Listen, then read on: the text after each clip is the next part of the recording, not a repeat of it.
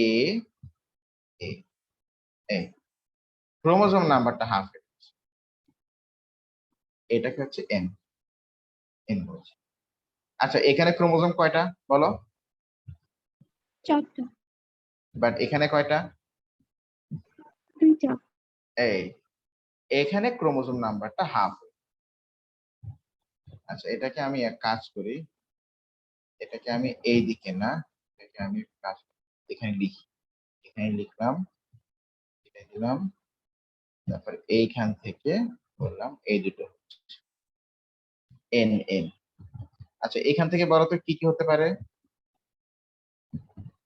মানে কি কি হবে আর কি actually. B B from father and B from mother. তো এখানেও দেখো ক্রোমোজোম কয়টা করে? 4টা করে। 4টা। বাট এখানে কয়টা করে বলো? 2টা।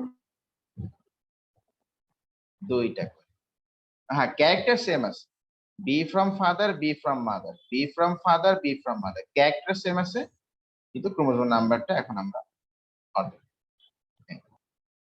তা এখান থেকে আবার এই সেম জিনিসই হবে নাকি বলো? জি sir.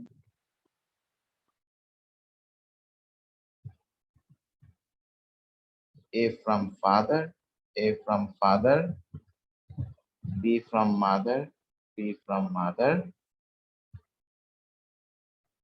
or B from father, B from father, A from mother, A from, এই যে সব হাফ নাম্বার অফ। এইটাকে আমরা বলছি সেকেন্ড মায়োসিস ডিভিশন। এইটা এইটা হচ্ছে ফার্স্ট মায়োসিস। তো ফার্স্ট মায়োসিসে বলো কি হয়, ক্রোমোজোম নাম্বার অর্ধেক হয় না, না ক্রোমোজোম নাম্বার হাফ হয় নাকি ক্যারেক্টারিস্টিক্স হাফ হয়ে যায় বলো? Characteristics half. Characteristics half, number তো আগেও 2n এখনো 2n নাকি? আর জি স্যার। সেকেন্ড মায়োসিস ডিভিশনে বলো কি হয়, নাম্বারটা হাফ হয়। নাম্বারটা হাফ। এই এই হচ্ছে কথা। এবার আমরা এই ভিডিও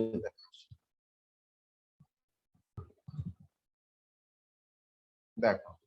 তো ফার্স্টে তো আগে আগে তো মানে ক্রোমোসোম নাম্বারটা তো আগে ডাবল হবে, অবশ্যই আগে তো ডাবল হবে।